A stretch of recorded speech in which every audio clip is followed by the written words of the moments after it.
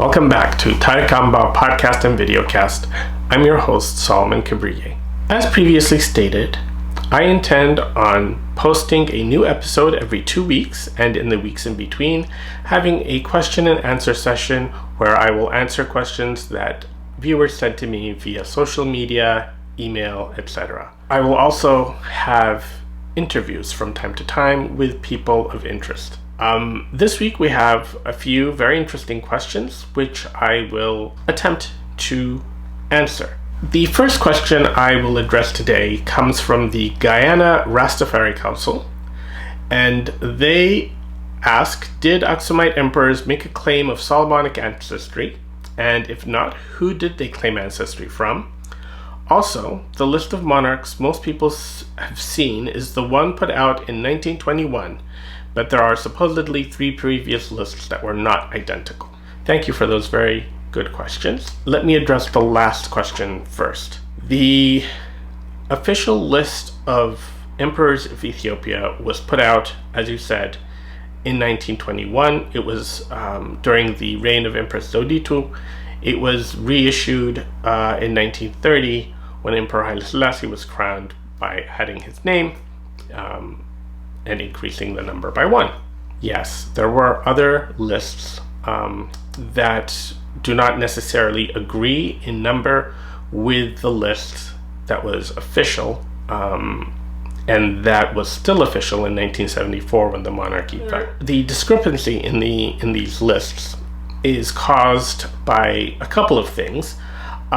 There's general agreement in the number of Solomonic emperors from the year 1270, when Emperor Konwamlak came to the throne, to the fall of Emperor Haile Selassie. Generally, there's no disagreement there. There are a couple of disagreements, actually. If certain lists will omit Emperor Teklagurgis II, arguing that he was not officially crowned, but he was proclaimed emperor. So my preference is to include him in the list of emperors. And there are other lists that do not include Lijiyasu as an emperor. He was neither proclaimed emperor or crowned.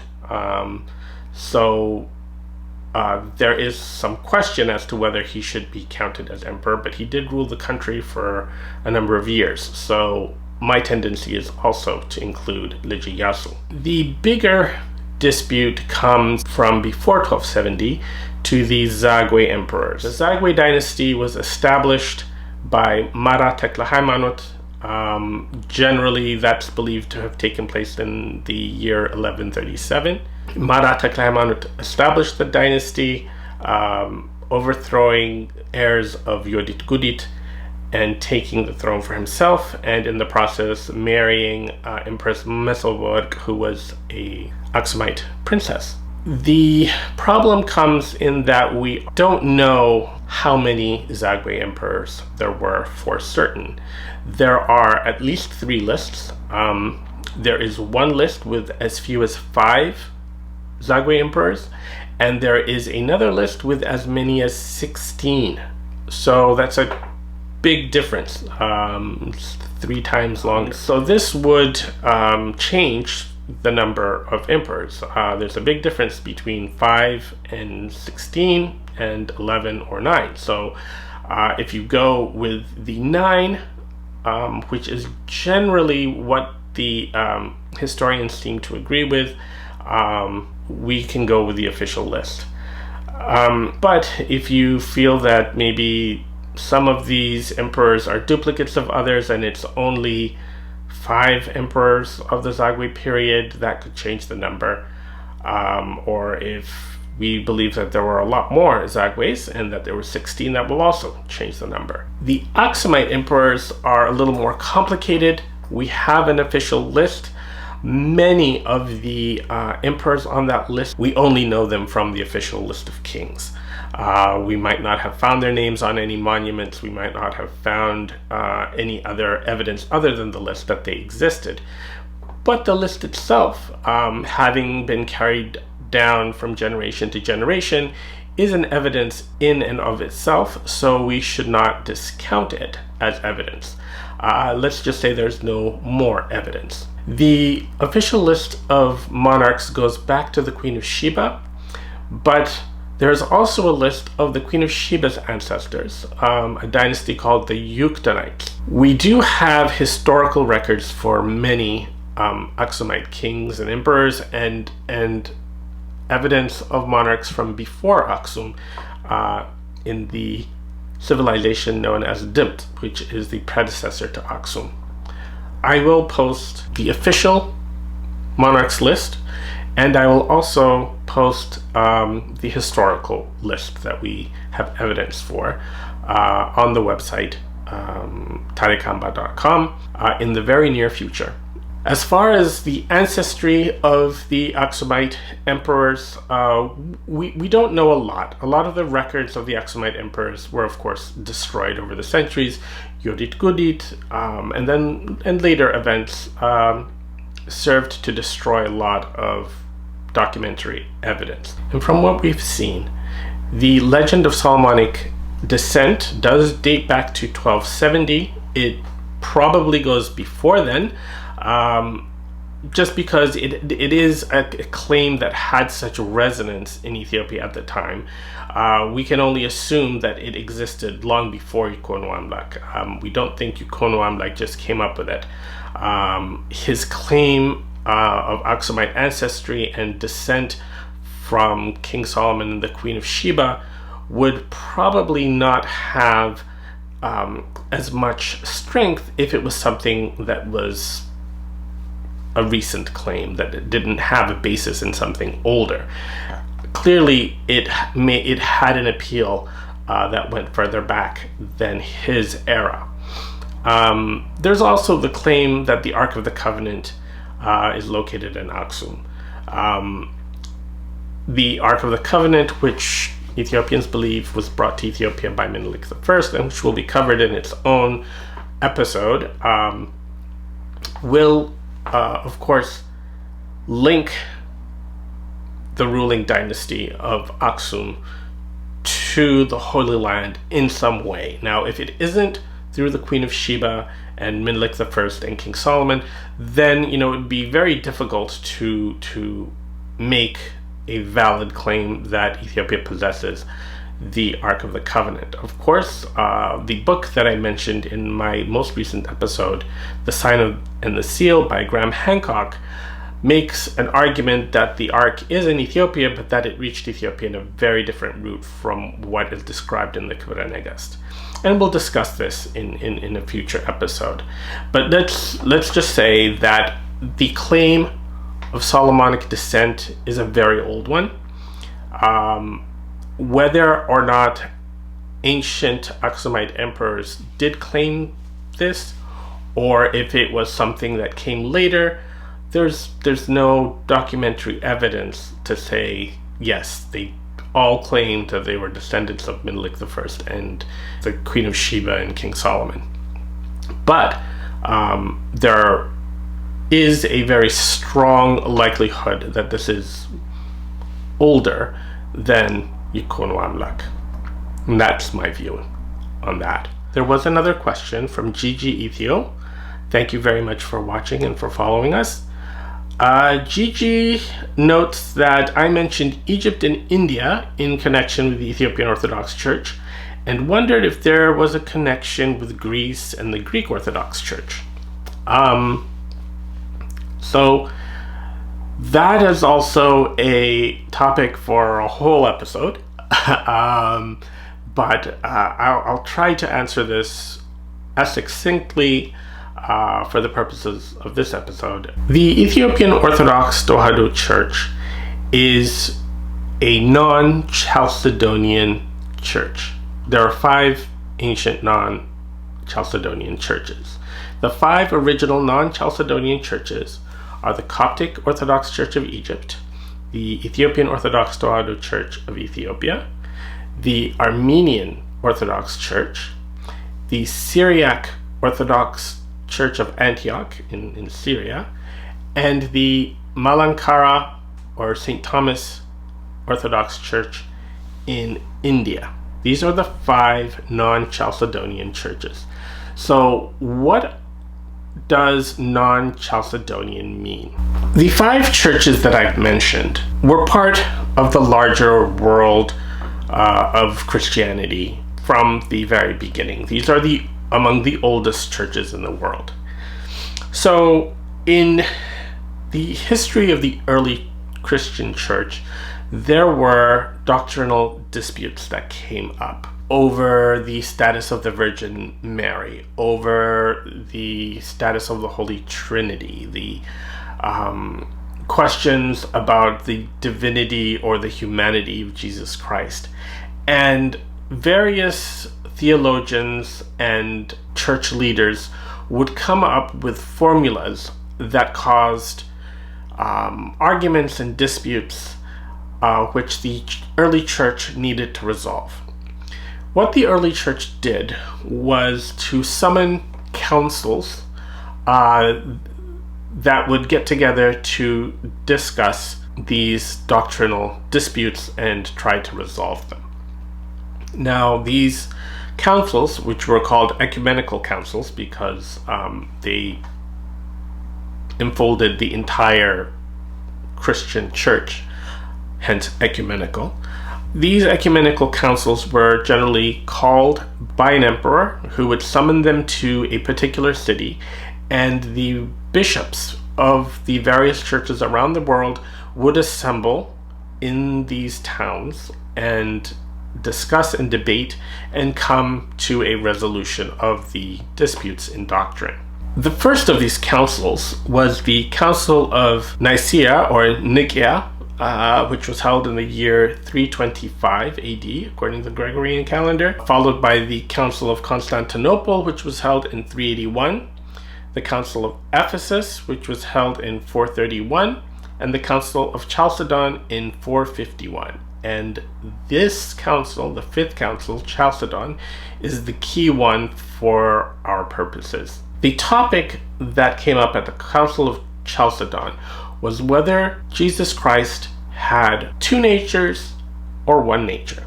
The churches that argued that Jesus Christ had 2 natures believed that Christ had a human nature and a divine nature. The churches that argued that he had 1 nature said that the human and the divine in Jesus Christ was united into a single, unique nature. Inseparable, completely united. Some people might think that this is a play on words. A human nature and a divine nature, or a single nature that was both human and divine. But it was a very hot topic, and it caused a lot of dissension. It was such a hot topic that it caused a split in the church, the first rather large split in the ancient church, where these 5 churches of Egypt, Syria, Armenia, Ethiopia, and India split away, excommunications and denunciations issued by each side against the other. So these 5 churches, Ethiopia, Egypt, Armenia, Syria, and India, remained and continue to remain in full communion with each other. The Greek Orthodox Church and the Russian Orthodox Church and the Romanian Orthodox Church and the Bulgarian Orthodox Church, all the other Eastern Orthodox churches, as opposed to the Oriental Orthodox churches, the Eastern Orthodox churches broke away from the Oriental Orthodox churches in agreement with the Roman Catholic Church, saying that Christ had 2 natures. The Oriental Orthodox churches and the Eastern Orthodox churches, of which Greece is one, are not in communion with each other. If a member of the Ethiopian Orthodox Church were to go to a Greek church, or a member of the Greek Orthodox Church were to come to an Ethiopian Orthodox Church, they would not be able to receive communion. However, there are so many similarities in our rituals, in our teachings, that a lot of people recognize that there are many similarities, and so we do have a closeness with the Eastern Orthodox churches, particularly with Greeks and Russians and other Eastern Orthodox churches. But strictly speaking, we are not in communion with these churches. Of course, there were further ecumenical councils which the 5 Oriental Orthodox churches did not participate in because of the split at Chalcedon. And of course, the Eastern Orthodox and the Roman Catholic churches had a further schism much later and split away from each other. And then, of course, the Roman Catholic Church went through the Reformation, and the Protestant churches emerged from the Roman Catholic Church in the West. But as far as Eastern Christianity is concerned, there are other churches that predate the Oriental Orthodox or the non-Chalcedonian churches. They're like the Nestorians, which we discussed in my previous episode, that split away earlier. But the big split in the Eastern Church is between the Eastern Orthodox and the Oriental Orthodox over the issue of the nature of Christ. Now, there are other issues that have come up since then, but the spark that lit the split, so to speak, is over the nature of Christ. So I hope that answers your question. Of course, there's a long history of a presence of Greeks in Ethiopia. Greeks were merchants and traders, and there were many Greeks over the centuries that came and traded with Ethiopians and settled in Ethiopia and opened businesses in Ethiopia up until very recently. And even now, there are Greeks in Ethiopia. It's an ancient community in Ethiopia, so there are those ties. But as far as the ties between the churches, there are good ecumenical relations between Eastern Orthodox and Oriental Orthodox churches, but we are not in communion with each other. There was another question from Michael McGraw. Thank you, Michael, for following us and watching our videos. He asks, do you know if any priests or deacons were ordained during the 30 years, and if so, by whom? Now, the 30 years that Michael is referring to is the 30-year gap between the death of Abuna Kerlos, who was the last bishop appointed during the Zagwe dynasty, and the appointment of Abuna Johannes II, which I mentioned in my last episode, who was appointed during the reign of the second restored Solomonic Emperor, Yagba-Azion. There was a 30-year gap between these two bishops, and as Michael notes, it's a serious problem when there's no bishop. You need a bishop to ordain priests and deacons, and to crown an emperor. Now, obviously, if you don't have a bishop to crown an emperor, that's a very serious problem for the state. However, the inability to have new priests and deacons is actually a bigger problem. An emperor can wait to be crowned. It's very important for him to be crowned, but it doesn't have to be right away. However, a lack of priests and deacons is a very serious problem for a Christian country.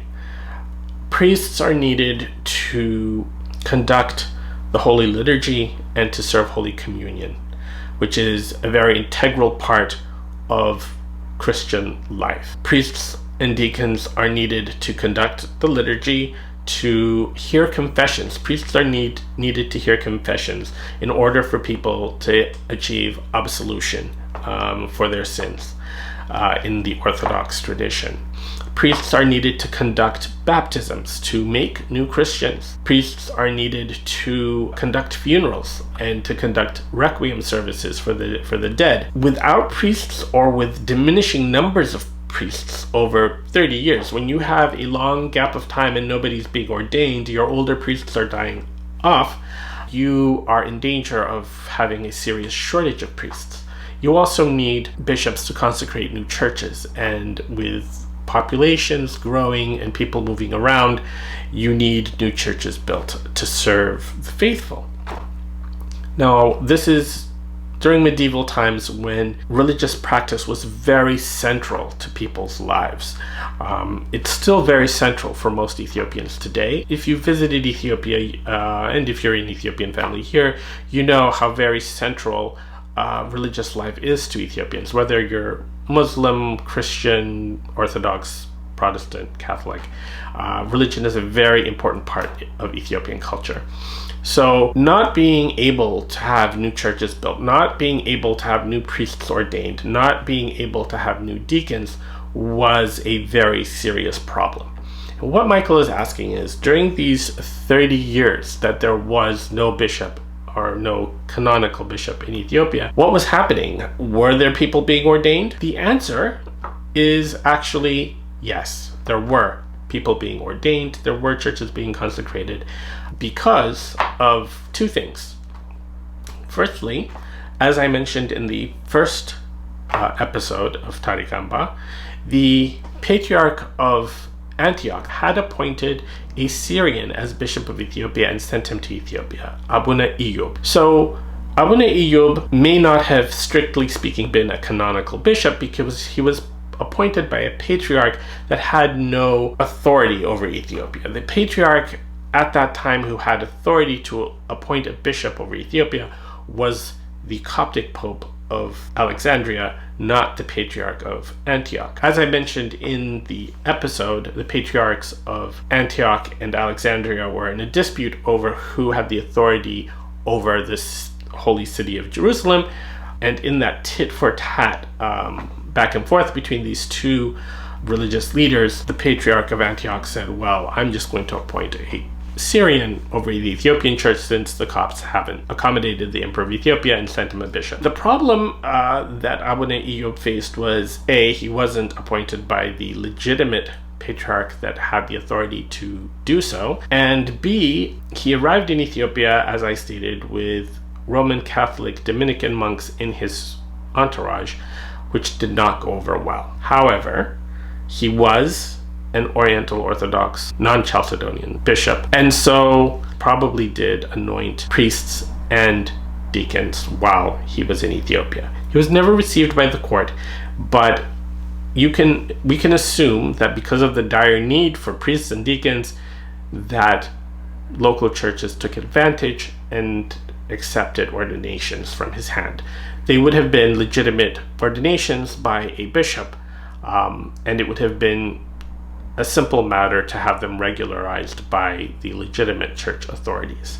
The other solution, and the more canonical or legal solution, was that Abuna Tekle Haymanot, the saint and the founding abbot of Debre Azbo monastery, which became Debre Libanos, was elected by the leaders of the Ethiopian church to act as locum tenens, or temporary bishop, over the Ethiopian Orthodox Church. A locum tenens is it's a non-Ethiopian Western term for a caretaker that holds onto a patriarchate or an episcopacy pending the election or the enthronement of a legitimate successor to the previous incumbent. So, while the Ethiopian state and the Egyptian state were working out the appointment of a new bishop, Abuna Tekle Haymanot took on the functions of a bishop. He was the person who crowned Yikono Amlak. If you go to the monastery of Debre Libanos today and you walk up to the church, you'll see a beautiful mosaic on the front of the church that shows Yikono Amlak being crowned by Saint Tekle Haymanot. So Abuna Tekle Haymanot conducted all the rituals and the functions of the bishop until a legitimate bishop arrived. And when Abuna Johannes II arrived, as discussed in the episode, Abuna Tekle Haymanot relinquished the post and went back to being abbot of Debre Azbo. Abuna Johannes II probably realized, with a country as big as Ethiopia and a population as widely dispersed, he thought it would be a good idea for Abuna Tekle Haymanot to continue in an episcopal role over a portion of the empire, so that it wouldn't be as big a task for him. But Abuna Tekle Haymanot declined the honor. So the answer is yes, there were ordinations and consecrations taking place during that 30 years, but of course this was a temporary measure. Had Abuna Teklehamanut died before the arrival of another bishop, it could have been a problem, and clearly this was done with the permission and the acquiescence of the Coptic Orthodox Church in Cairo. There were other gaps in future times, in later times, which did not run as smoothly, where a locum tenens was not appointed, and there was considerable hardship, but we will cover those periods when we get to them. Other than that, there are a couple of other questions that I will hold off on because they are about events that we haven't covered yet in the episodes that we have discussed. There was a question about the connection between the Jantarars of Ambassal and the Solomonic dynasty, and in particular the connection between Empress Menen, who is the consort of Emperor Haile Selassie, and the Jantarars of Ambassal. Well, I will touch on that. We will cover the topic of the Jantarars of Ambassal in another episode. That's a very interesting topic on its own. But Ambassal is a district in southern Wallo province.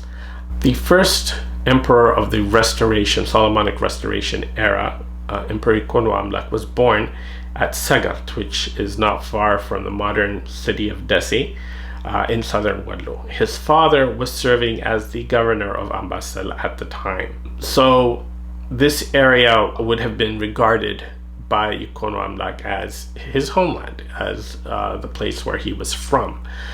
Ambassal includes very important places such as Ambagishan, known as Debre Kharbe.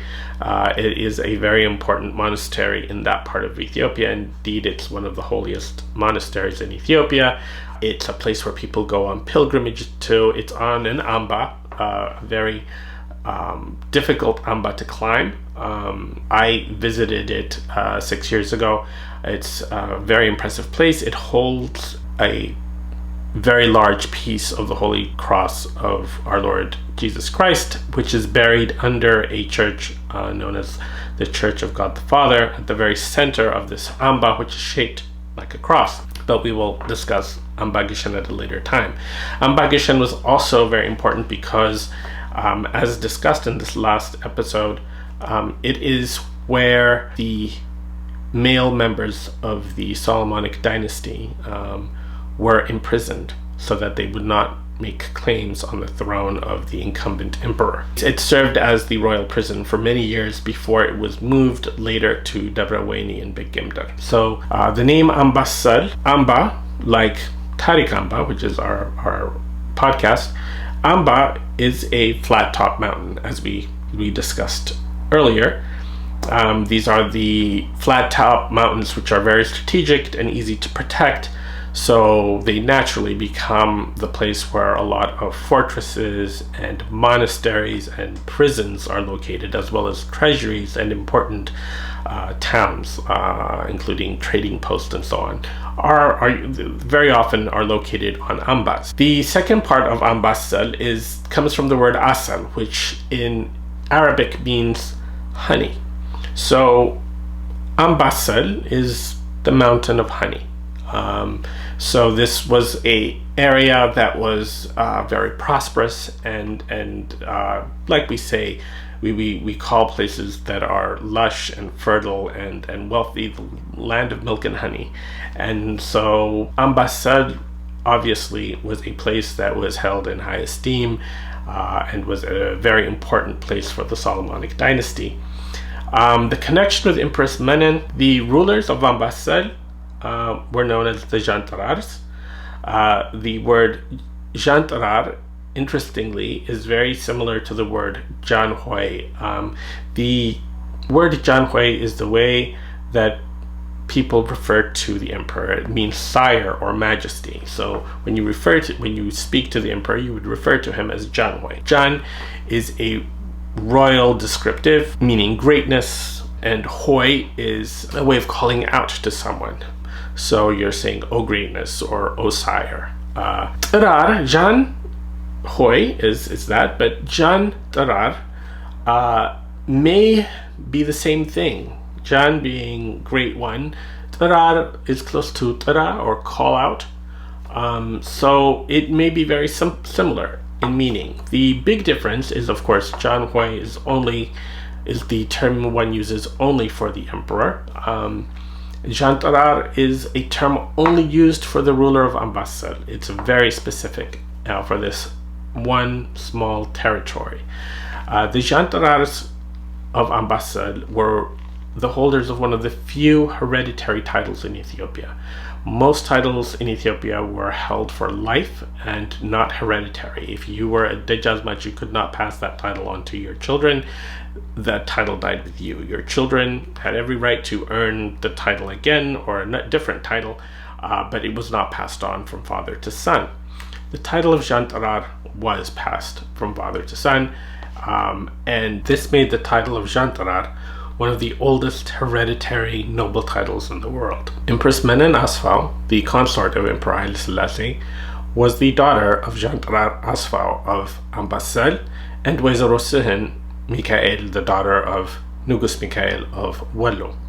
We will go into the history of Empress Menen and Emperor Haile Selassie, obviously, in another series of episodes in the future. But as far as this question is concerned, I hope I've answered it as far as why the Jan tarars of Ambasel and Ambasel district itself, why they were important to the Solomonic dynasty, and what the relationship was between Empress Menen and the Jan tarars of Ambasel. Thank you very much for these questions. I will be on the lookout for more, and stay tuned for our next episode, which will be about one of the most significant monarchs in Ethiopian history, Emperor Amdizgun. Thank you, and see you next time.